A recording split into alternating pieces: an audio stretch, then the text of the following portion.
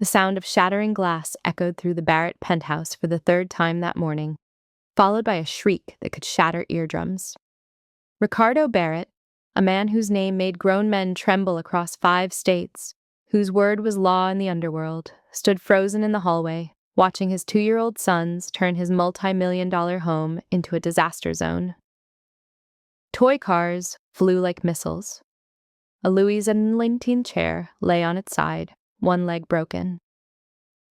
And in the middle of the chaos stood Logan and Lucas, their blonde hair wild, their cherubic faces twisted with rage and something deeper. Something that made Ricardo's chest tighten with a pain no bullet had ever caused. But what broke him wasn't the destruction, it was the terror in their eyes. "I quit!" screamed Mrs. Patterson, the 15th nanny in 6 months, scrambling toward the door with her bag clutched to her chest. "Those children aren't human, they're demons. I don't care how much you pay, I'm not staying another minute." Lucas threw a wooden block that bounced off the wall inches from her head. Logan stood on the overturned chair like a tiny general, his face red with fury. "Go away! Go away! Go away!" they chanted in unison, their small voices raw with anguish. Ricardo ran a tattooed hand over his face, exhaustion seeping into his bones. He was a man who controlled an empire built on fear and precision. He'd survived rival families, federal investigations, and betrayals that would have destroyed lesser men. But these 2 small boys, his own flesh and blood, were defeating him in ways his enemies never could. Mrs. Patterson fled without looking back, and Ricardo couldn't blame her. The twins had driven away 15 nannies in 6 months, each one lasting less time than the previous. They had perfected the art of psychological warfare. Logan would smile sweetly while hiding a garden snake in someone's purse. Lucas would flood bathrooms with the precision of a demolition expert. Together, they were an unstoppable force of calculated chaos. But Ricardo knew the truth that the nannies didn't see. His sons weren't monsters, they were drowning. Just then, a voice, calm, steady, utterly unshaken, came from the doorway. "Mr. Barrett, I'm Rose Williams. I'm here about the position." Ricardo turned to see a black woman in her early 30s standing at the entrance to the war zone that was his living room. She wore a simple gray dress, sensible shoes, and carried herself with a quiet dignity that seemed completely out of place in the chaos. But what struck Ricardo most was her expression.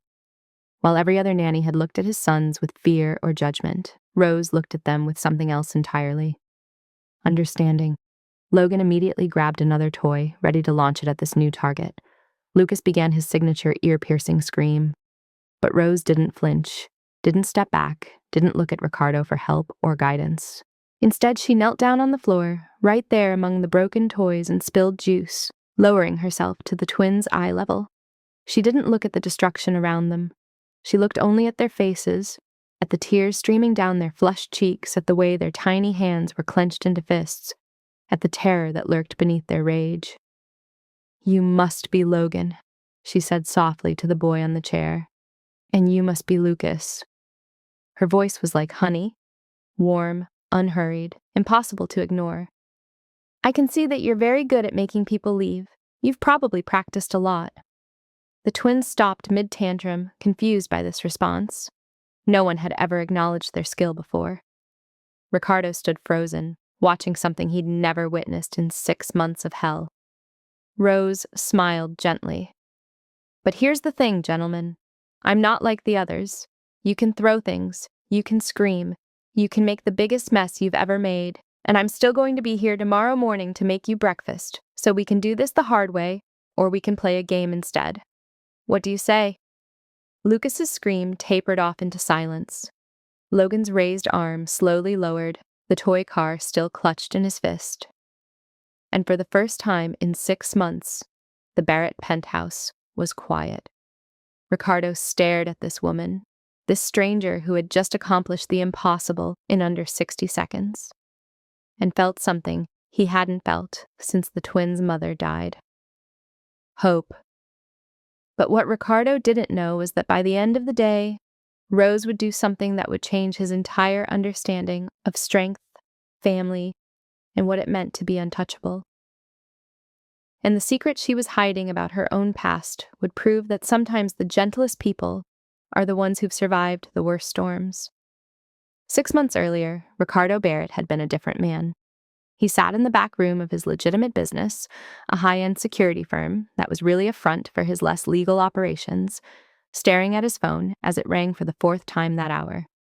He knew what the calls were about before he answered. Either another nanny had quit, or his sons had caused another incident that required his immediate attention. He was right. It was both. "Boss," said Marcus, his most trusted lieutenant and the closest thing Ricardo had to a friend. "I got bad news and worse news." Ricardo lit a cigar, already feeling the familiar tension building in his shoulders. "Give me the bad news first. The daycare called. Your boys barricaded themselves in the playroom, started a paint war that destroyed about $3,000 worth of equipment, and bit 2 teachers who tried to intervene." Ricardo closed his eyes. "And the worst news? Nanny number 14 just quit." Mrs. Chen said, and I quote, "I've worked with difficult children for 30 years, but those twins are something else entirely. They're not misbehaving, they're waging war. I'm too old for this." Ricardo felt like he was suffocating. 6 months ago, everything had been different. 6 months ago, he'd had Isabella, his wife, his anchor, the only person who'd ever seen past the violence and power to the man underneath. Isabella had been an ER nurse, someone who understood chaos and trauma, someone who'd looked at a dangerous Mafia boss and seen a man worth saving. She'd given him Logan and Lucas, 2 perfect sons who'd had her gentle spirit and his fierce determination. And then a rival family, one trying to weaken Ricardo's position, had planted a car bomb meant for him. Isabella had died instantly. The twins, miraculously, had been at home with a nanny. Since that day, Ricardo's sons had transformed from happy, gentle toddlers into tiny terrorists who seemed hell-bent on destroying everything around them. And Ricardo, who could command loyalty through fear and respect throughout the criminal underworld, had no idea how to reach his own children. The truth that Ricardo couldn't admit to anyone, not even Marcus, was that the twins blamed him for their mother's death, and they were right to blame him. Isabella had died because of his life, his choices, his enemies. The boys were too young to understand the details, but they understood that Daddy's work had taken Mommy away. And now they made sure that anyone who tried to take Mommy's place suffered for it. "Marcus," Ricardo said quietly, his voice carrying the edge of desperation he usually reserved for his most dangerous moments. "Call every agency in the city. Offer triple the usual rate. Someone out there has to be desperate enough, or brave enough to help us. Boss, with all due respect, word's gotten around. The nanny networks are talking. The Barrett twins have a reputation. Nobody wants this job." Ricardo stood and walked to the window, looking out at the city he controlled through shadows and carefully orchestrated fear. He was worth hundreds of millions. He had politicians in his pocket and enemies who crossed the street when they saw him coming. But all his power meant nothing when it came to 2 heartbroken little boys who were falling apart and a father who didn't know how to put them back together. At 36, Ricardo had built his empire through ruthlessness and strategic brilliance. He'd survived 3 assassination attempts and dismantled rival organizations with surgical precision. But grief had transformed his sons into strangers, and Ricardo felt helpless watching them drown in anger and pain. The guilt was eating him alive. Isabella had been the light in his dark world, and without her, Ricardo had retreated into the only thing he knew: control through force. He worked 18-hour days because it was easier than going home to the empty space where his wife's laugh used to be, easier than facing his son's accusing eyes. "Sir," Marcus said carefully, "what if we try something different? What if we look for someone who's not a professional nanny? Someone who understands trauma?" Ricardo turned from the window. "What are you suggesting?" "I'm suggesting we stop looking for someone to control your kids and start looking for someone who can reach them." It was the smartest thing anyone had said in months. "Post an ad," Ricardo said. "Be honest about the situation and then offer whatever it takes to find the right person." But Ricardo had no idea that the woman who would answer that ad had survived things that would make even a Mafia boss's blood run cold, or that she possessed a power more dangerous than any weapon in his arsenal, the power to make broken people feel safe enough to heal. Rose Williams sat in her small studio apartment in Queens, scrolling through job listings while thunder rumbled outside her window. She'd been looking for work for 6 weeks, ever since the family she'd worked for had decided they no longer needed a full-time nanny. At 32, Rose had been caring for children for over a decade. But what employers didn't see on her resume was why she was so good at her job. Rose understood trauma from the inside out. She'd grown up in Southside Chicago, in a home where violence was as common as dinner. Her father had been killed in gang crossfire when she was 6. Her mother had worked 3 jobs and still couldn't make ends meet. By the time Rose was 10, she'd learned to recognize the signs of a person about to break. The tightness around the eyes, the way breath came too fast, the desperate need to lash out before being hurt first. She'd learned these things because she'd lived them herself. By 15, Rose had been raising her 3 younger siblings while her mother worked around the clock. By 18, she'd talked her brother out of joining the same gang that had killed their father.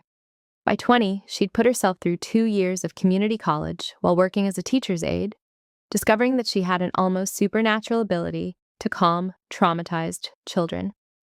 Rose had seen the job posting for the Barrett family and almost scrolled past it. Seeking experienced caregiver for twin toddlers. Previous caregivers have found the position uniquely challenging. Competitive compensation for the right candidate. But something made her pause. She'd worked with enough wealthy families to recognize the careful language. Uniquely challenging meant the children were out of control, and the right candidate meant they were desperate. Rose did what she always did: research. What she found broke her heart. Isabella Barrett had died in a car bombing 6 months ago. The news articles were carefully worded, never quite saying that Ricardo Barrett was involved in organized crime, but the implications were clear. And now, 2-year-old twins were being raised by a single father, whose business dealings were under investigation. Those babies, Rose whispered to herself, staring at a photo of Logan and Lucas from before their mother's death. 2 smiling toddlers with their whole lives ahead of them. Rose knew exactly what those boys were going through. The fear, the anger, the desperate need to push away anyone who tried to get close, because everyone you loved eventually left. She spent the rest of the night writing an application that was nothing like any resume she'd ever sent before. Ricardo sat in his home office the next morning, preparing for the interviews Marcus had arranged. The penthouse was quiet. The twins were at their therapeutic daycare, though Ricardo suspected they'd be sent home before lunch. But he knew the peace wouldn't last. Marcus had found 5 potential candidates, and Ricardo wasn't optimistic about any of them. The first arrival was a severe woman in her 60s who'd worked for several prominent families. "Mr. Barrett," she said crisply, "I understand your children have discipline issues. I believe in structure, consequences, and absolute authority. I've never met a child I couldn't manage." Ricardo felt his jaw tighten. His sons didn't need to be managed. They needed to be healed.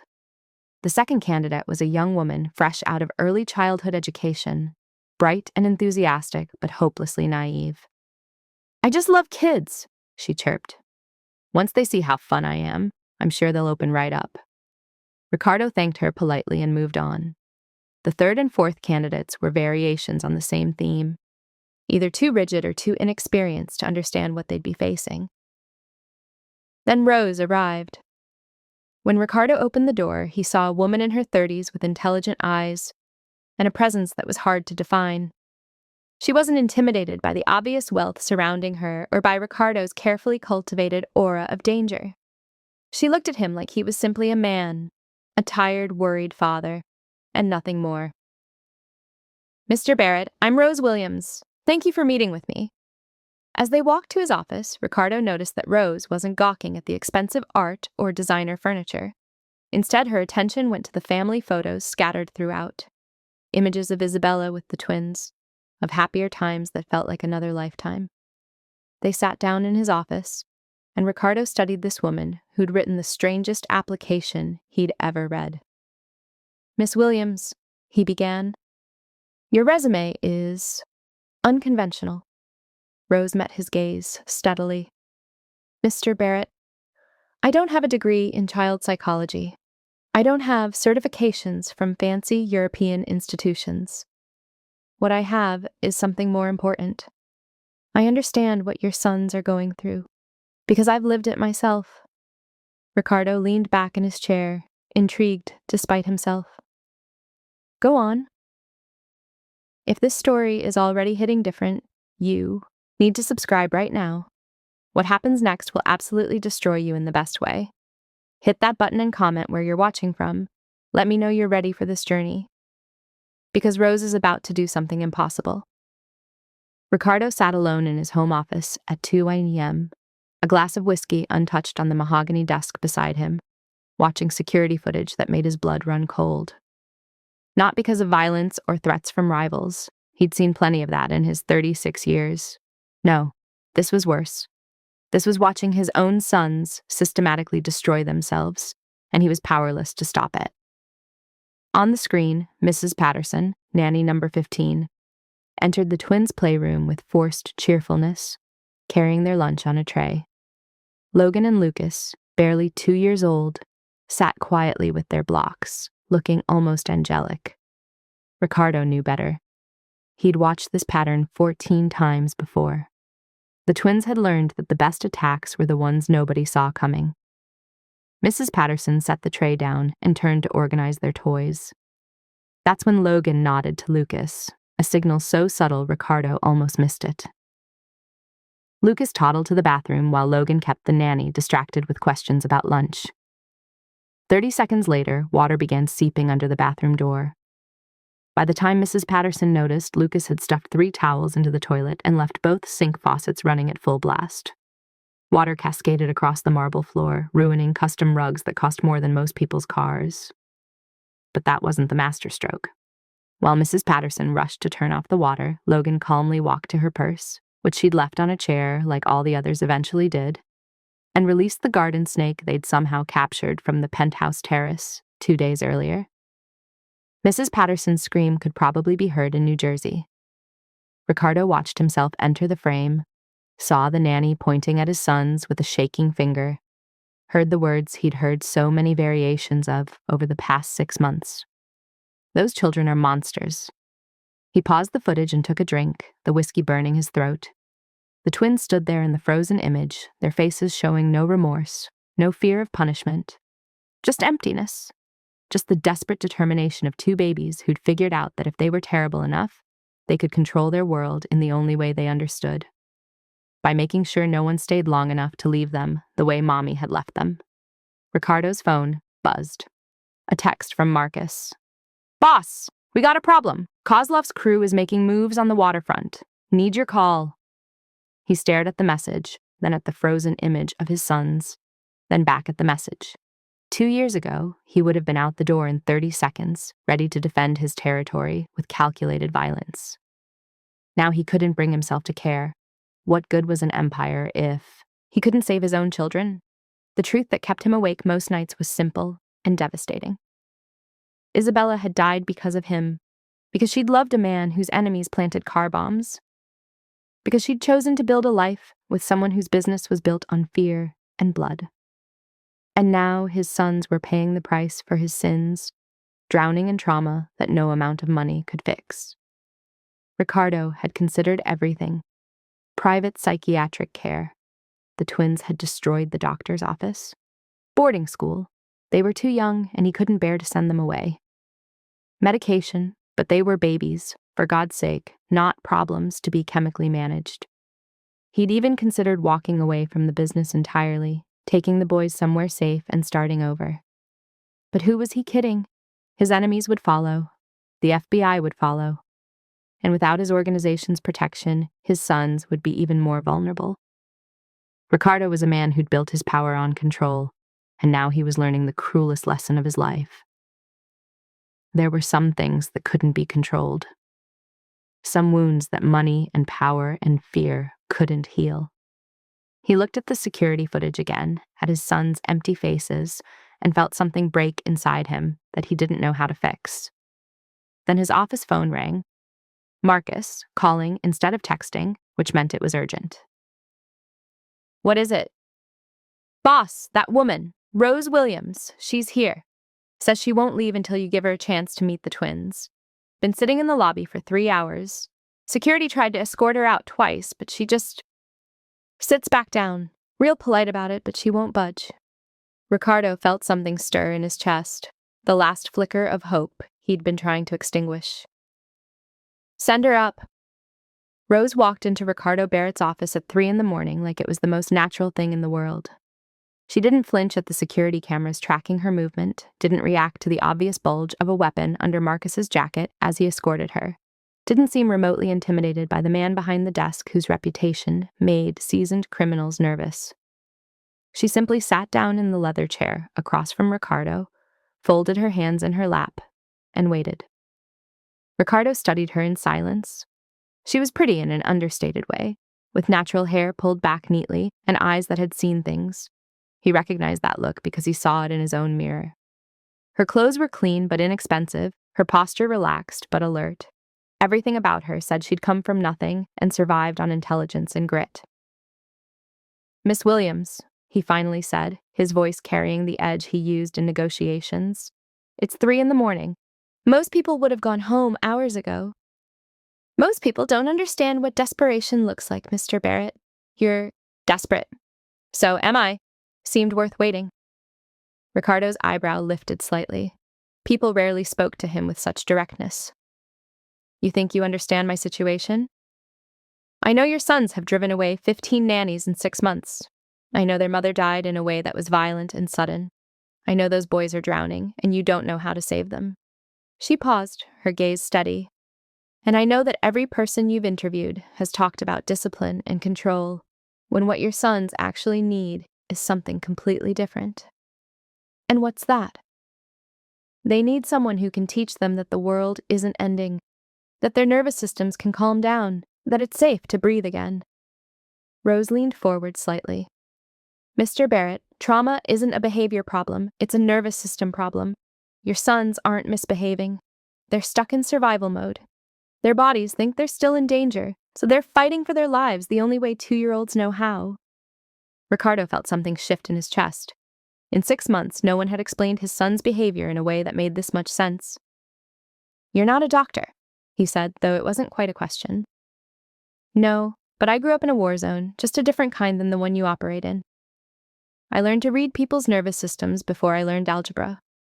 I can tell when someone's about to break before they know it themselves." She met his eyes. "I can see it in you right now. You're holding on by a thread, wondering if you should even bother hoping I might be different." Ricardo's jaw tightened. This woman saw too much. "The salary is $200,000 a year," he said, testing her. "Plus room and board.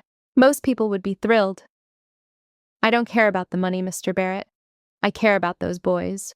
You should care about the money and the danger." Ricardo's voice went cold, the voice that made men confess to things they'd sworn to take to their graves. "You understand what you'd be walking into? This isn't a normal household. There are security protocols, things you'll see and hear that can never be repeated. People who'd use information about my sons to hurt me. I understand." "Do you?" Ricardo stood, using his full height to intimidate. "Because the last person who betrayed my trust ended up in the Hudson River. I don't make exceptions, Miss Williams. Not for anyone." Rose didn't flinch. "Mr. Barrett, I've survived things that would break most people. I'm not afraid of you. I'm afraid of what will happen to Logan and Lucas if someone doesn't help them soon. They're 2 years old, and they're already learning that the world is something to fight against instead of something to trust. Every day that pattern gets reinforced, it gets harder to undo." The silence stretched between them. Ricardo saw no deception. In her eyes, no hidden agenda. Just a woman who genuinely seemed to care about 2 children she'd never met. "You start tomorrow," he said abruptly. 6 a.m., 30-day probation. You follow every security protocol Marcus gives you.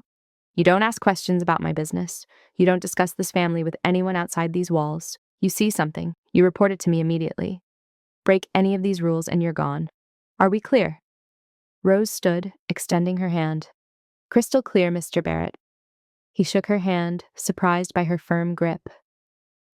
"They're going to test you, Miss Williams. They're going to do everything possible to make you quit." For the first time, Rose smiled, a small, knowing expression that suggested she'd already survived worse tests than two traumatized toddlers could devise. Let them try. Rose arrived at 6 a.m. Sharp, as instructed. Marcus met her at the private elevator with a thick folder of security protocols and a non-disclosure agreement that would have intimidated a corporate lawyer. She signed without reading it fully, which seemed to surprise him more than if she'd negotiated. "The boys are already awake," Marcus said as they rode up to the penthouse. "They don't sleep well. Boss is with them now." Rose heard the chaos before the elevator doors even opened. Crashes, screams, and Ricardo's voice, strained and commanding in a way that clearly wasn't working. She stepped into a scene of escalating disaster.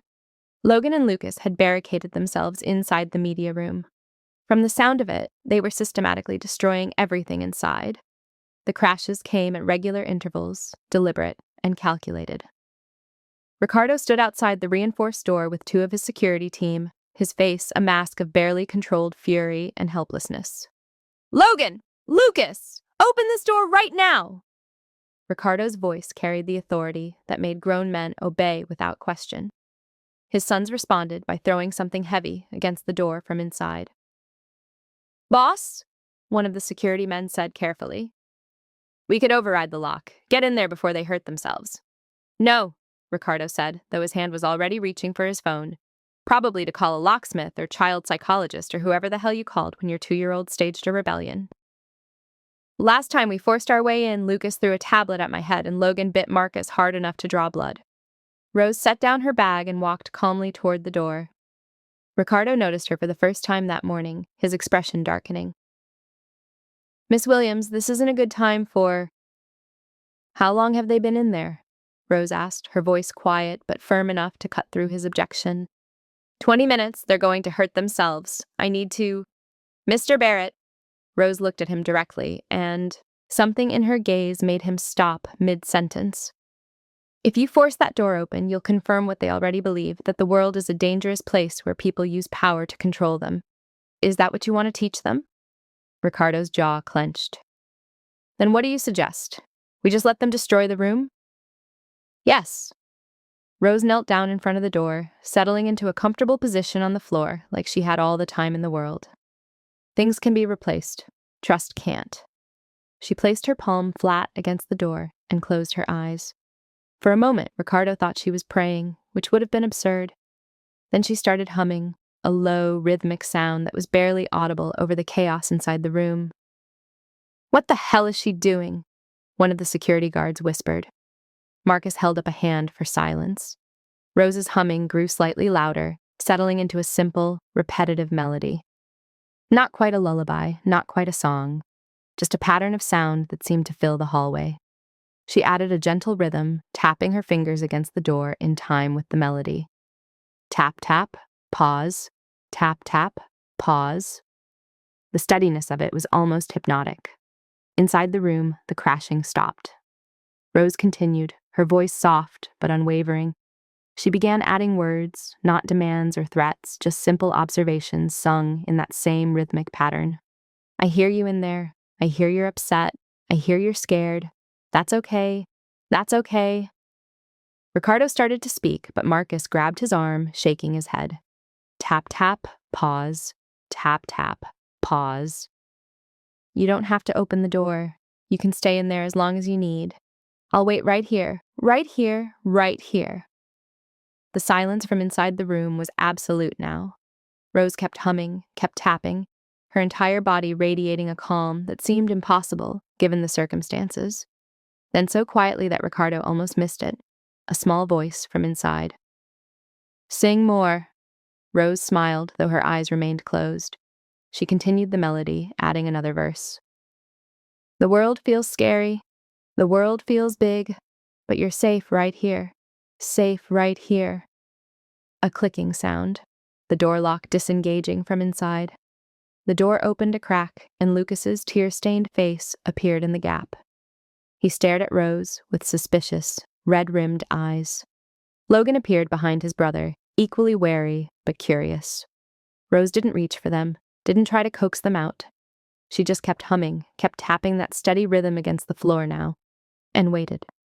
Lucas took one step out, then another. Then he did something that made Ricardo's breath catch in his throat. He walked directly to Rose and climbed into her lap, pressing his face against her chest. Logan followed seconds later, curling against her other side. Rose wrapped her arms around both boys and continued humming, rocking them gently while they cried. Real crying now, not the angry screams, but the deep sobs of children who'd finally found someone who felt safe. Ricardo stood frozen in the hallway, watching this stranger accomplish in 5 minutes what he hadn't been able to do in 6 months. Wait. If you're feeling what Ricardo's feeling right now, that desperate hope that things can get better, then subscribe. Don't miss what happens next. This family's about to face their biggest test, and you need to see how Rose handles it. Do it now. Marcus leaned close and whispered, "Boss, I think we just found our miracle." Ricardo couldn't speak.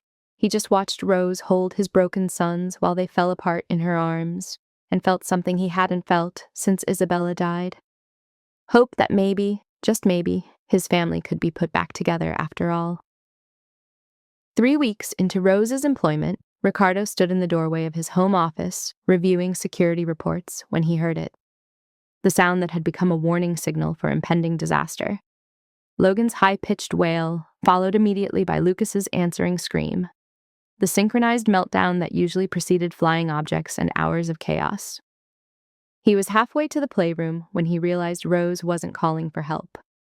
The screaming continued, but there was no crash of breaking items, no frantic footsteps. Just the twins' anguish and Rose's low, steady voice underneath it. Ricardo slowed his approach, something making him cautious. Through the partially open door, he saw Rose kneeling between his sons in front of the built-in bookshelf where Isabella's photo albums were stored. One of the albums lay open on the floor, and Ricardo's chest tightened when he saw which page it was turned to. Isabella at the beach, 7 months pregnant with the twins, her hand on her belly, and that radiant smile that had made Ricardo believe he could be something more than what his father had raised him to be. The twins saw that photo at least once a week. Ricardo hadn't had the heart to remove it, but he also hadn't known it was the trigger. Now, watching Logan's face contort with rage while Lucas grabbed at the picture with desperate hands, he understood. "She left!" Logan screamed, his small body shaking. "Mama left us!" Rose didn't try to calm them or redirect their attention like the other nannies had. Instead, she sat down fully on the floor, crossing her legs, and pulled the album into her lap. "You're right," she said quietly. "She did leave. And that makes you so angry you could break the whole world, doesn't it?" Logan stared at her, confused by the validation. Lucas's grabbing hands stilled. "It's not fair," Rose continued, tracing her finger along the edge of the photograph. "Your mama loved you so much, and then she was gone, and nobody asked if you were ready. Nobody asked if it was okay." "Not okay!" Lucas shouted, tears streaming down his face. "Want mama!" "I know, baby. I know." Rose's voice carried a weight of understanding that made Ricardo's throat tighten. "Can I tell you a secret? When someone we love leaves, we have 2 choices. We can try to forget them because it hurts too much to remember. Or we can keep them close in a different way." She reached into her pocket and pulled out something Ricardo hadn't seen in months. Isabella's favorite scarf, the silk one with the pattern of cherry blossoms that she'd worn constantly. Ricardo had packed it away after the funeral because seeing it shredded him. How had Rose found it? "This was your mama's," Rose said, letting both boys touch the fabric. "It still smells like her perfume a little bit. See?" Logan pressed his face into the scarf and inhaled deeply. His screaming stopped, replaced by quiet, hitching sobs. Lucas did the same, his small fingers clutching the silk like a lifeline. "What if?" Rose said gently. "Every morning when you wake up, we look at one picture of Mama together. Just one. And we can tell her good morning. We can tell her about our dreams. We can tell her we miss her." She paused, her own eyes glistening. "We don't have to pretend she wasn't real. We don't have to be brave and forget. We can be sad together." "Sad together?" Logan whispered. "Sad together," Rose confirmed. "Because sadness isn't bad, honey. Sadness means we loved someone, and love doesn't stop just because someone is gone." She began humming then, not the calming rhythm from before, but something else. It took Ricardo a moment to place it, and when he did, his hand gripped the doorframe hard enough to hurt. It was the lullaby Isabella used to sing. The Italian one her grandmother had taught her, the one she'd sung every night when the twins were infants. Rose didn't know all the words, but she had the melody right, and she hummed it while the twins clutched their mother's scarf and cried in a way they hadn't cried since the funeral, deep, cleansing sobs that came from a place of grief instead of rage. Ricardo watched his sons mourn properly for the first time in 6 months, guided by a woman who understood that healing required feeling the pain, not running from it. When Lucas finally looked up at Rose with exhausted red eyes, he asked the question that broke Ricardo's heart. "You stay? Not leave like Mama?" Rose gathered both boys close. "I'm not going anywhere, Lucas. I promise. Some people leave because they have to, not because they want to. Your mama didn't want to leave you, but I'm choosing to stay, okay? Every single day, I'm choosing to be right here." Logan pressed closer to her side. Every day. Every day." Ricardo stepped back from the doorway before they could see him, walking blindly toward his office. He made it to his desk before his legs gave out, and he sank into his chair, his head in his hands. For 6 months, he'd tried to help his sons forget. He'd removed reminders of Isabella, changed routines, avoided conversations about her. He'd thought he was protecting them from pain. Instead, he'd been teaching them that love was something to be erased, that grief was something to be hidden, that their mother's memory was too dangerous to hold. Rose had undone all of that in 20 minutes with nothing but a scarf and the truth. Ricardo pulled up the security feed on his computer, watching Rose create a small shrine with the boys on their playroom shelf. Isabella's photo, her scarf, and a small candle Rose must have brought from home. The twins helped arrange everything carefully, their movements solemn and purposeful instead of destructive. Marcus appeared in Ricardo's doorway, took one look at his boss's face, and started to retreat. "She's not just a nanny," Ricardo said hoarsely. "She's saving them." Marcus nodded slowly. "Question is, boss, is she going to save you too?" Ricardo didn't answer, but he couldn't look away from the screen where Rose was teaching his sons that it was possible to hold both grief and hope at the same time. The envelope arrived on a Tuesday morning, hand-delivered to the penthouse lobby with no return address. Marcus brought it to Ricardo during breakfast, his face grim in a way that made Ricardo's instincts flare. Ricardo opened it at the table while Rose fed the twins their oatmeal, carefully keeping his expression neutral. Inside was a single photograph, taken 3 days ago at the park where Rose had taken Logan and Lucas for their afternoon walk. The twins were clearly visible on the swings, Rose pushing them while they laughed. Someone had drawn a red circle around all 3 of them. No note, no demands, just the message. I can reach them whenever I want. Ricardo's blood turned to ice.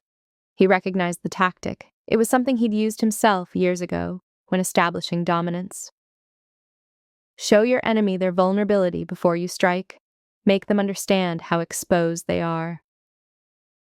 Marcus, Ricardo said quietly, sliding the photo across the table. When? Marcus studied it, his jaw tightening. Yesterday. Same park they go to every Tuesday and Thursday. 3 o'clock. So someone's been watching, learning the routine. Ricardo's mind raced through possibilities. The Kozlov crew had been pushing back against his waterfront operations. The Calabrese family was still bitter about a territory dispute from 2 years ago. Or it could be someone new, someone ambitious who saw the notorious Ricardo Barrett as a stepping stone to their own power. Rose glanced up from wiping Lucas's face, her movements casual, but Ricardo saw the slight shift in her posture. She'd noticed the tension. Rose, Ricardo said, his voice carrying the command that meant this wasn't a request. Can you take the boys to their playroom? Now. She didn't argue or ask questions. Within 90 seconds, both twins were safely out of the kitchen, and Ricardo could hear her engaging them with some kind of building game down the hall. "I want eyes on that park," Ricardo told Marcus. "Find out who took this photo, and double the security detail. Nobody goes in or out of this building without 3 levels of clearance." "Already done, boss, but we've got a bigger problem." Marcus pulled up something on his phone and showed Ricardo. It was a recording from the park's security camera, grainy but clear enough. A man in a black jacket, photographing Rose and the twins. He was careful, professional, and when he left, he walked directly to a car that Marcus had already traced. "Dmitry Volkov," Marcus said. "Kozlov's nephew, the ambitious one who's been trying to prove himself." Ricardo felt rage settle into his bones, cold and calculating. The Kozlov family had been testing boundaries for months, but targeting children was crossing a line that even the worst criminals usually respected. "They're sending a message," Ricardo said. "They want me to know they can hurt me where I can't protect myself." "What do you want to do?" Ricardo stared at the photograph, at his son's happy faces, at Rose's protective stance, even in this frozen moment. He'd spent 6 months trying to give the twins some semblance of normal life, and now his world was bleeding into theirs in the most dangerous way possible. "I want—" Ricardo started, but the sound of shattering glass from the front of the penthouse cut him off. Both men were moving before the sound finished echoing, weapons drawn.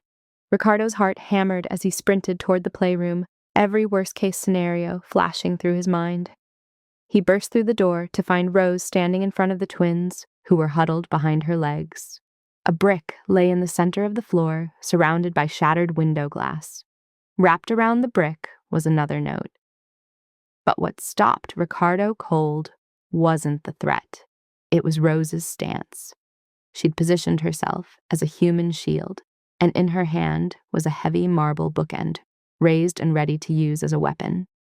Her face was calm, but her eyes held the kind of cold readiness Ricardo recognized from soldiers and survivors. "Stay back," she said firmly to the twins, her voice steady despite the adrenaline that must be flooding her system. Then to Ricardo. "There's a car outside, black sedan, 2 men inside, watching to see the reaction. They've been there for 90 seconds. Ricardo moved to the window, careful to stay out of sight lines. She was right. The sedan was positioned across the street, idling. Amateur hour. They wanted to be seen. Marcus was already on his phone, calling in their people. The sedan would be intercepted before it made it 3 blocks. Ricardo turned back to Rose, who was now kneeling with the twins, checking them for any glass injuries with practiced efficiency. Logan was crying softly, scared but not hysterical. Lucas clung to Rose's neck. "You counted the seconds," Ricardo said, something shifting in his understanding of this woman. "You assessed the threat and positioned yourself as primary defense. Where did you learn that?" Rose looked up at him, and for the first time he saw past the gentle nanny exterior to something harder underneath. "I grew up in a neighborhood where drive-bys were common, Mr. Barrett. You learned to count seconds between gunshots. You learned to put yourself between bullets and children." She returned her attention to Lucas, her voice softening immediately. "You're okay, baby. Just some loud noise. We're safe now." Ricardo knelt beside them, his sons immediately reaching for him. He pulled them close, but his eyes stayed on Rose. She'd just proven herself in a way no interview or reference check ever could. When danger came, real, immediate danger, she hadn't run. She hadn't frozen. She'd done exactly what a soldier would do. Assess, protect, and maintain calm for those depending on her. "Marcus," Ricardo said quietly, "from now on, Rose gets full security briefings. She needs to know what threats we're facing." "Boss!" Marcus started, clearly uncomfortable with bringing a civilian that deep into their world. "She's not a civilian anymore," Ricardo interrupted. "The moment they put my sons in that photograph, they made her a target, and she just proved she can handle it." Rose met his gaze across the twins' heads. "I need to know what we're dealing with, Mr. Barrett. I can't protect them if I'm operating blind." The word, "we," settled between them, a partnership neither had anticipated but both now recognized as necessary. Ricardo nodded slowly, understanding that everything had just changed. He'd hired Rose to calm his son's trauma. Instead, she'd become something far more dangerous and valuable, someone he trusted with their lives. The screaming started at 2 a.m., piercing through the penthouse like a siren. Ricardo bolted from his bed, his hand instinctively reaching for the weapon he kept in his nightstand before his brain caught up. Not an intruder, just Lucas having another nightmare. Just as if there was anything simple about the way his son's terror could shatter the night. Ricardo reached the twins' room seconds before Rose, who emerged from her quarters down the hall wearing a simple nightgown and looking far more alert than anyone should at this hour.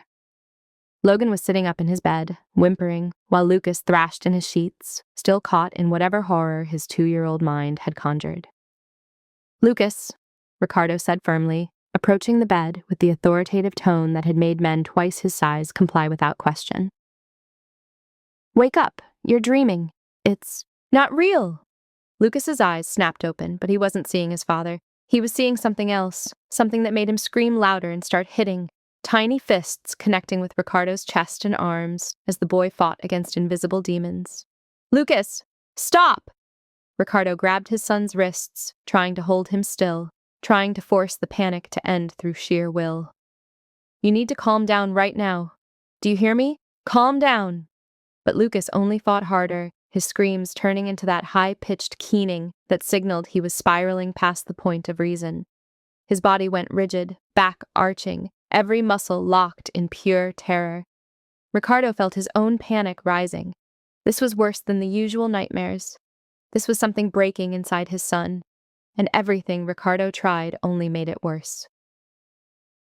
"Mr. Barrett," Rose's voice cut through the chaos, calm but carrying an edge of command he'd never heard from her. "Let me. He needs you to step back." Rose was already moving past him, sitting on the edge of Lucas's bed.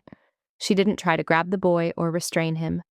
Instead, she began breathing, loud enough for Lucas to hear, slow and deliberate. In for 4 counts, out for 6. Lucas continued screaming, but Rose didn't react. She just kept breathing that exaggerated pattern, her hand resting lightly on the bed near Lucas's leg. Close, but not touching, offering connection without force. "Lucas," she said softly, her voice barely above a whisper, but somehow cutting through his panic. "I'm here. You're safe. Feel the bed under you. Feel how solid it is." The screaming wavered slightly. Rose continued breathing, and now she added a gentle humming between breaths. That same rhythmic pattern she'd used during the barricade incident. Her free hand moved in slow circles on the mattress, creating a visual rhythm to match the audio one. "Your body is scared," Rose murmured. "Your body thinks something bad is happening, but your body is confused. Nothing bad is happening right now. Right now, you're in your room. Right now, you're safe." Lucas's rigid body began to soften incrementally. His screams turned to sobs. "That's it, baby. Let it out. Crying is good. Crying means your body is releasing the scary feelings." Rose finally touched him, just her fingertips on his arm, featherlight. "Can you feel my hand? Can you feel how warm it is?" Lucas's wild eyes found her face. He was still crying, still trembling, but he was present now, seeing her instead of the nightmare. Rose began to hum louder, adding words in that same melodic pattern. "You are Lucas. You are 2 years old. You are in your room. Your daddy is here. Logan is here. Rose is here. Everyone is safe. Everyone is safe." She moved her hand to his chest, palm flat over his heart. "Feel your heartbeat? It's going very fast because you were scared. Let's help it slow. Down. Breathe with me. In." She inhaled slowly. "Out." She exhaled, her breath deliberately loud. Lucas tried to match her, his breath hitching and uneven but attempting the pattern. "Good job. So good. In. Out. In. Out." Rose's voice was hypnotic, each word timed perfectly with the breathing. "Your heart is already slowing down. Can you feel it? Your body is remembering it's safe." Ricardo stood frozen by the door, watching this woman perform something that looked like magic but was clearly practiced skill. She wasn't forcing Lucas to calm down. She was teaching his nervous system that it could. Within 5 minutes, Lucas was breathing normally, curled against Rose's side with his thumb in his mouth. Something he only did when completely exhausted. His eyes were already drooping. Rose kept humming, kept that gentle hand on his chest, and slowly the boy drifted back to sleep. But this time it wasn't the restless, terror-filled sleep of before. His face was peaceful, his body relaxed. Logan had crawled out of his own bed and pressed against Rose's other side, also calmed by the intervention he'd witnessed. Rose waited until both twins were deeply asleep before carefully extracting herself and tucking them in. She turned to find Ricardo staring at her with an expression she couldn't quite read. "How did you do that?" His voice was rough, almost accusatory. "I've tried everything. Doctors, medication, every technique anyone suggested. Nothing works, but you were trying to control the panic," Rose said gently, moving past him into the hallway so they wouldn't wake the boys. "You can't control panic, Mr. Barrett. You can only regulate it. There's a difference." "Explain it to me." Rose leaned against the wall, suddenly looking as exhausted as Ricardo felt. "Your son's nervous system was in fight or flight mode. His body was flooded with stress hormones. When you tried to force him to calm down, holding his wrists, commanding him with authority, his brain interpreted that as another threat. You were accidentally confirming to his nervous system that he was right to be terrified." Ricardo's jaw clenched. "So I made it worse. You didn't know. Most people don't." Rose's eyes held no judgment, only understanding. "But Lucas doesn't need a commander when he's panicking. He needs a co-regulator, someone whose nervous system is calm enough to help his nervous system find its way back to baseline." "Is that what you were doing? Regulating his nervous system with yours?" "Essentially, yes. Breathing patterns, rhythmic sound, gentle touch. These things send signals to the nervous system that it's safe to stand down. But it only works if the person doing it is genuinely calm. You can't fake it. The body knows." Ricardo studied this woman who had just accomplished what months of expensive therapy and medical intervention couldn't. "Where did you learn this?" Rose's smile was sad. "When you grow up around trauma, you either learn to regulate nervous systems or you drown. I chose to learn." She pushed off from the wall, heading back toward her room. "Get some sleep, Mr. Barrett. They'll probably be fine the rest of the night now." "Rose." She stopped, turning back. Ricardo searched for words to express what he was feeling. Gratitude, awe, the unsettling realization that this woman possessed a kind of power he'd never encountered. "Thank you for seeing what he needed when I couldn't." "That's what I'm here for." She paused, then added quietly, "But maybe it's time you learned too. Because they need their father to understand this, not just their nanny."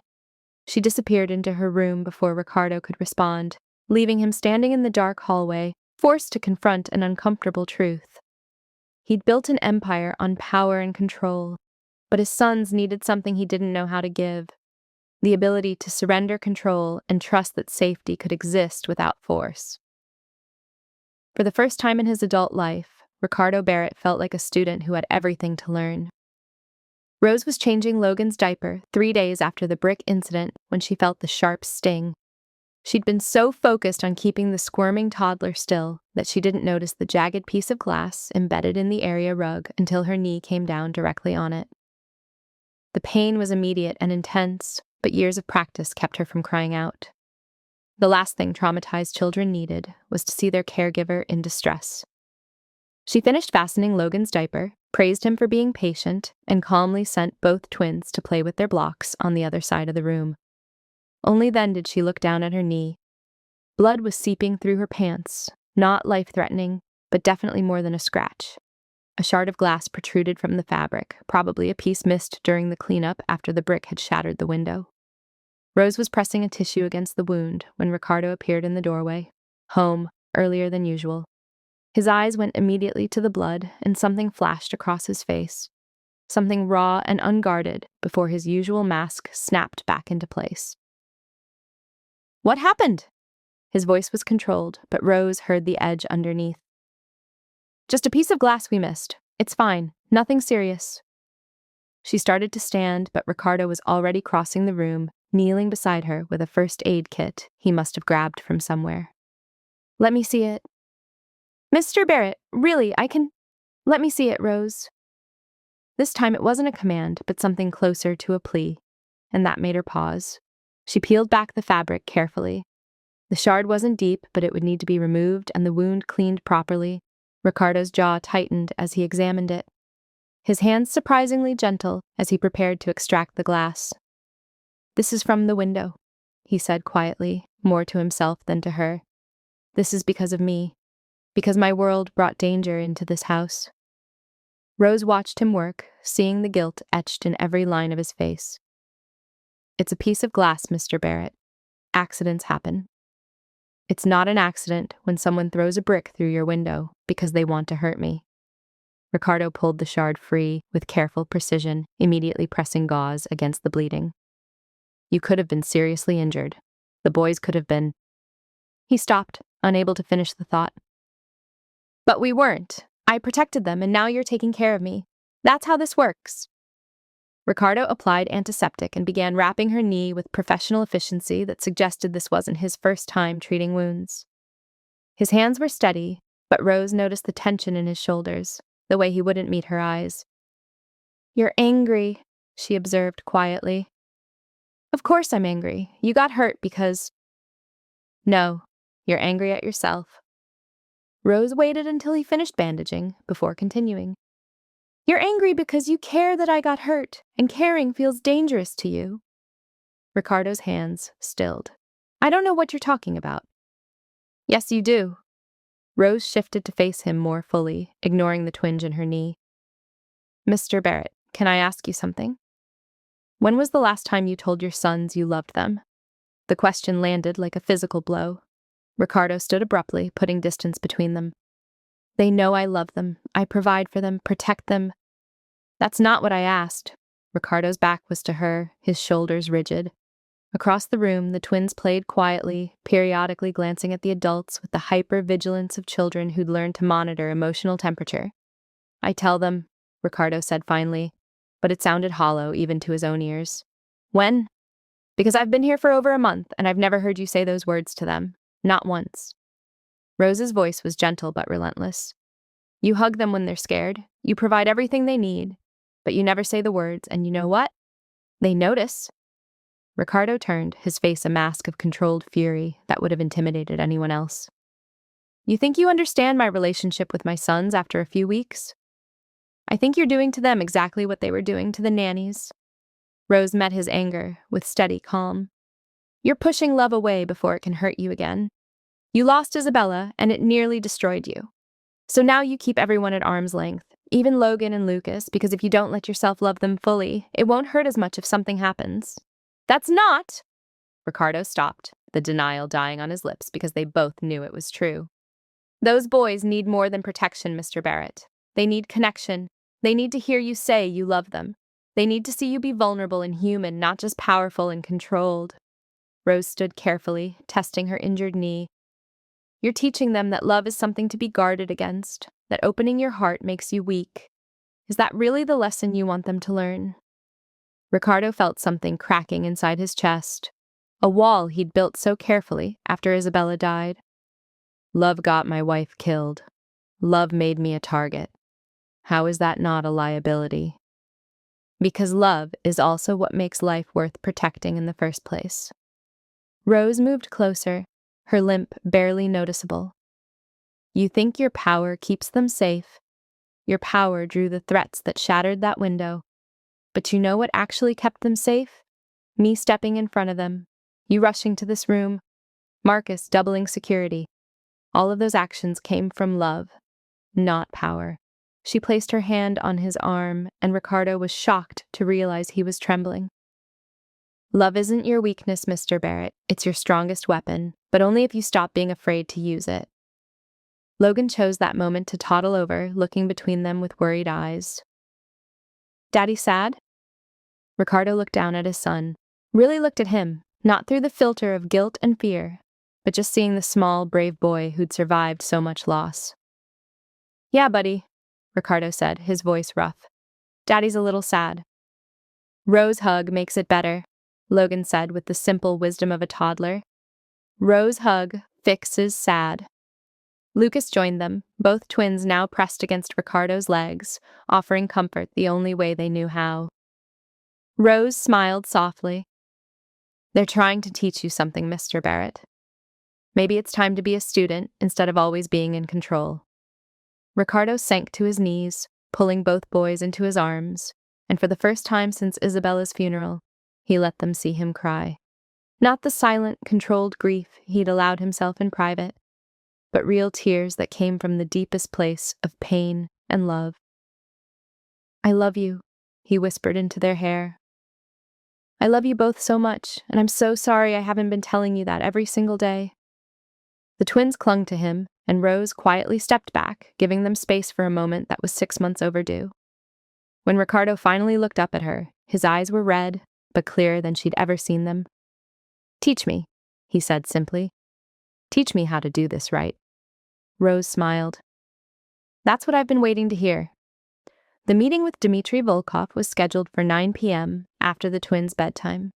Ricardo had debated moving it to a neutral location, but that would signal weakness, that the brick through his window had actually rattled him.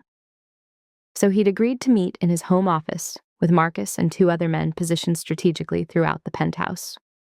Rose had put the boys to bed an hour earlier, singing them through their new bedtime ritual that included saying goodnight to Isabella's photo. Ricardo had watched from the doorway, something warm and painful expanding in his chest as Logan and Lucas blew kisses to their mother's image before settling into sleep.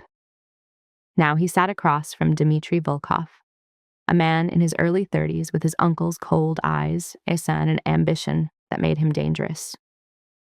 Dmitry had brought 2 of his own men, who stood by the office door in a show of force that was meant to intimidate. "Mr. Barrett," Dmitry said with a smile that didn't reach his eyes, "thank you for agreeing to meet. I believe we have some territorial misunderstandings to resolve." "There's no misunderstanding, Volkov. The waterfront operations are mine. They've been mine for 5 years. Your uncle knew that, and he respected it." Ricardo kept his voice level, but his message was clear. "Now you're here because you think throwing bricks through windows and photographing children will make me negotiate. You're wrong." Dmitry's smile widened. "Those were just opening statements, declarations of intent. Surely a man of your intelligence understands that we're simply clarifying the new reality. My uncle is getting old, soft. The family needs younger leadership. Leadership that isn't distracted by domestic concerns." The threat was barely veiled. Ricardo felt his rage building, but kept it contained. Losing control now would be exactly what Dmitry wanted. "So this meeting is you formally declaring war," Ricardo said quietly. "This meeting is me offering you a chance to walk away with dignity. Give us the waterfront, and your family stays safe. Your sons continue their happy life with their new nanny. Everyone wins." Ricardo was about to respond when he heard it. The softest creak of a floorboard outside his office. His eyes flicked to Marcus, who'd heard it too. Someone was in the hallway, listening. Dmitry noticed the exchange and smiled wider. "Problem, Barrett? Someone you don't trust in your own home." Ricardo's mind raced. Rose would never spy on him, but if she'd heard this conversation, she now knew details that could get her killed. Dmitry's men would have heard the floorboard too, and they'd report back that Barrett's household had loose security. Before Ricardo could decide how to handle it, his office phone rang, the internal line from the twins' room. Rose's voice came through the speaker, calm but urgent. "Mr. Barrett, I'm so sorry to interrupt, but Lucas is running a fever. It's 102, and he's asking for you. I know you're in a meeting, but I think we might need to take him to urgent care." Ricardo understood. Immediately. She'd heard enough to know this meeting was dangerous, and she was giving him a reason to end it on his terms, while also explaining her presence in the hallway. But Dmitry stood, his expression hardening. "How convenient. A sick child just when negotiations get interesting." "My son's health isn't a negotiation tactic," Ricardo said coldly. "We're done here. We're done when I say we're—" The lights went out, not just in the office, but throughout the entire penthouse. Emergency backup lighting should have kicked in immediately, but it didn't. They were in complete darkness. Ricardo heard movement. Dmitry's men reaching for weapons, Marcus doing the same. This could turn into a bloodbath in seconds, and his sons were down the hall. Then Rose's voice came through the darkness, still on the speakerphone, steady and clear. Mr. Barrett, I've triggered the emergency lockdown protocol. All exits are sealed, all communications are recorded, and the police have been automatically notified of a home invasion. The system will reset in 60 seconds. I suggest your guests use that time to reach the private elevator before it locks permanently. Silence. Then Dimitri's voice, tight with fury. What the hell is this? This, Ricardo said, finally allowing himself to smile in the darkness, is you leaving my home before you're arrested for trespassing and making terroristic threats. Rose, restore power to the elevator only. Lights flickered on in the hallway.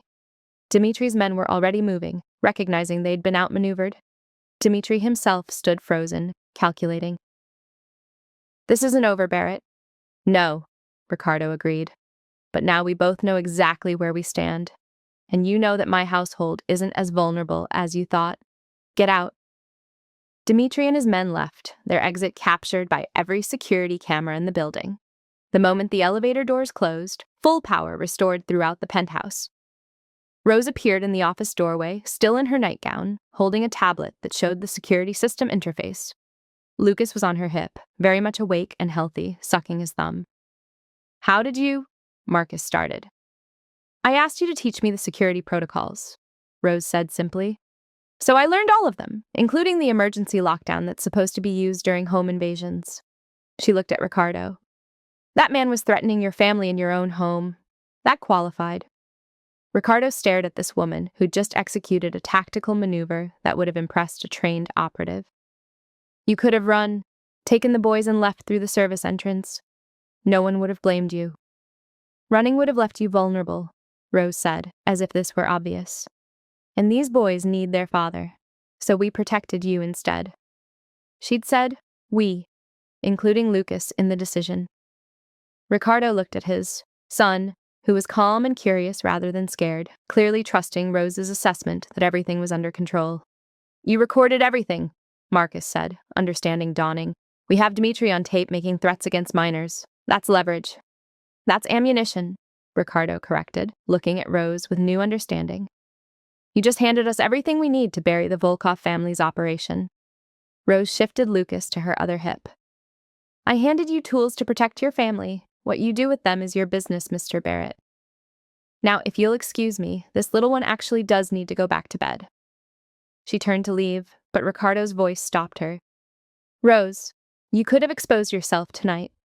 Dimitri's people will report back that we have internal security beyond what they expected. That makes you a target. Rose looked back at him, and Ricardo saw something in her eyes he recognized because he saw it in his own mirror. The willingness to do whatever was necessary to protect the people who mattered.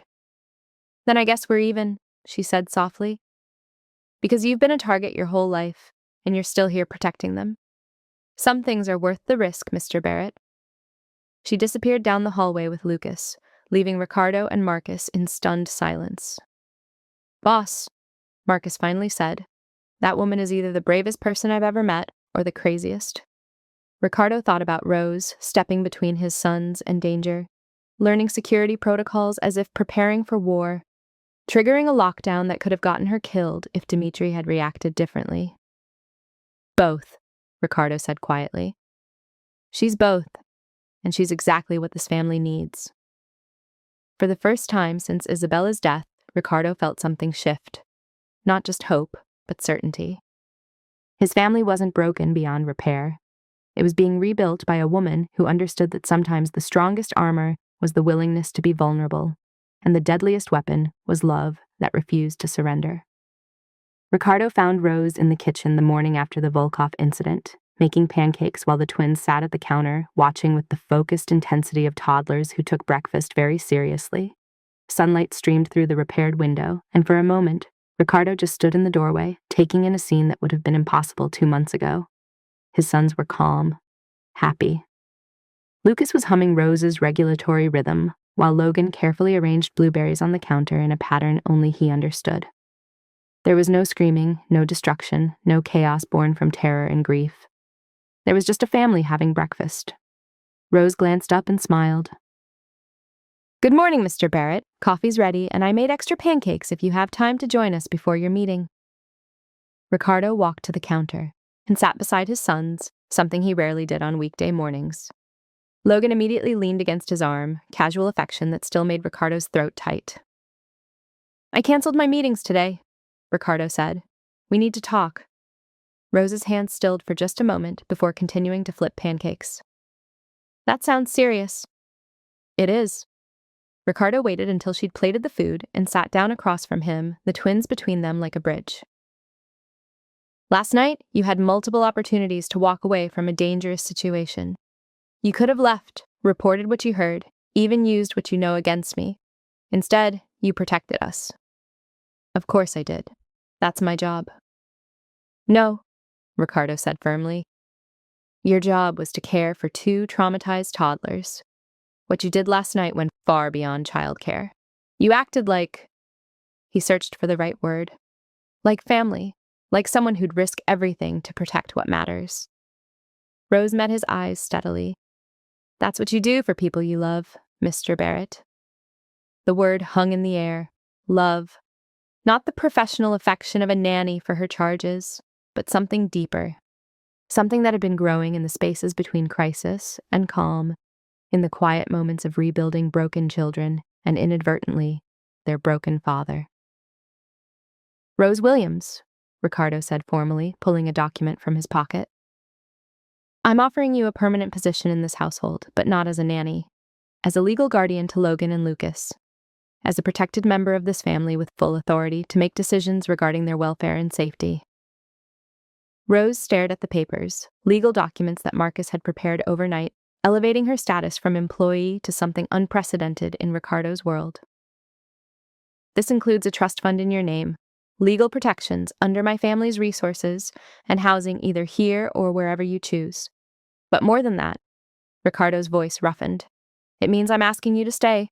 Not because I'm paying you, but because these boys need you. Because I need you."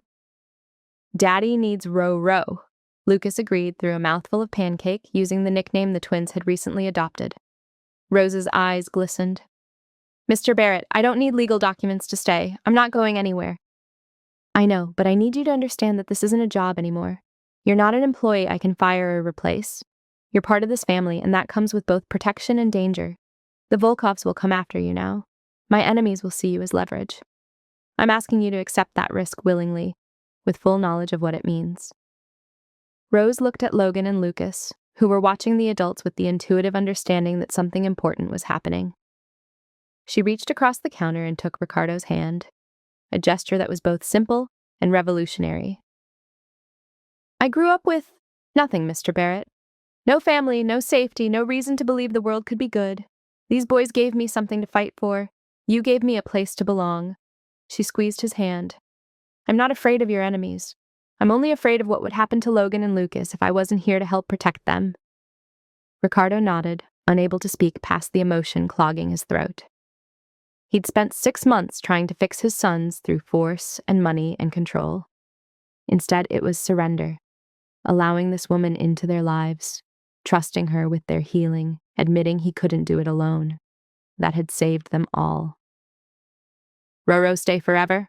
Logan asked, picking up on the emotional weight of the conversation. Rose smiled through tears. "Forever and ever, sweet boy." "Promise?" Lucas demanded, needing the security of certainty. "I promise."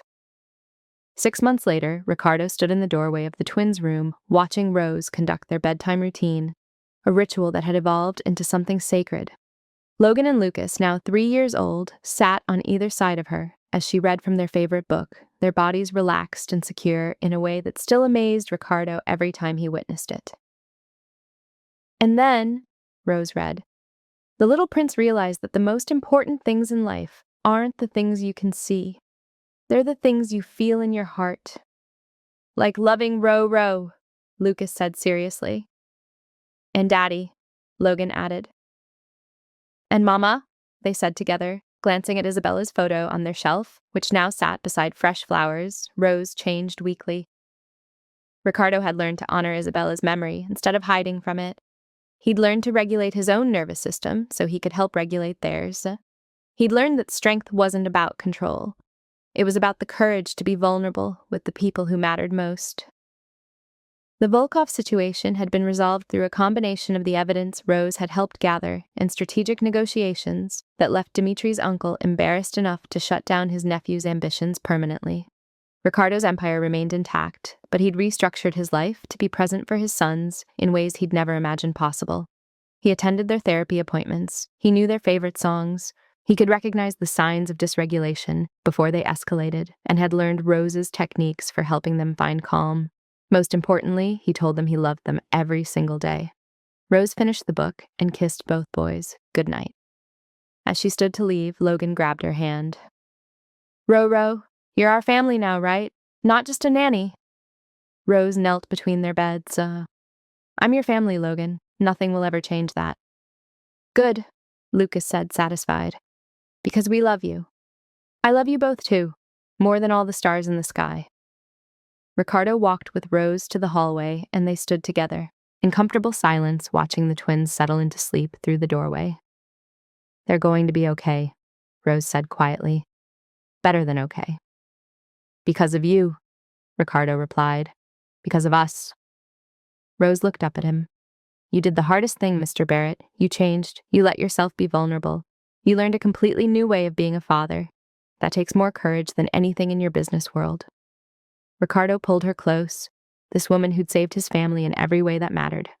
Somewhere along the way, what had started as professional respect had become something neither of them had been looking for, but both desperately needed. Ricardo, he said softly, when we're not in front of the boys, call me Ricardo.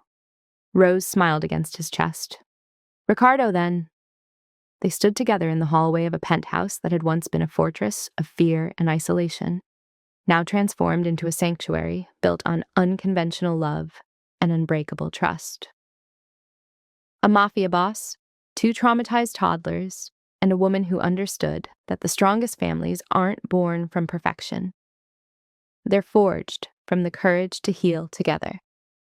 Outside, the city continued its dangerous dance of power and ambition. But inside these walls, Logan and Lucas Barrett slept peacefully, knowing they were loved by a father who'd learned to open his heart and protected by a woman who'd proven that sometimes the fiercest warriors are the ones who fight with compassion instead of weapons. And in the morning, they'd wake up and do it all again. Imperfect, unconventional, and absolutely whole. If you made it to the end and you're not feeling something deep in your chest, check your pulse. Ricardo went from controlling everything to finally understanding that love requires surrender. Rose walked into chaos armed with nothing but compassion and rebuilt a family from the wreckage. Those boys learned that broken hearts can heal when someone loves you enough to stay. So here's what I need. Hit that like button if you believe damaged people deserve love. Subscribe if you believe families can be rebuilt from ashes. And comment below. Tell me about a time someone showed up for you when you were drowning. Tell me about the Rose in your life. Or tell me you're still looking for her. Because these stories matter, your story matters. Every like, every subscriber, every comment tells me you're ready for more stories about imperfect people who refuse to give up on love. Don't just watch and leave, be part of this community. Let me know you were here.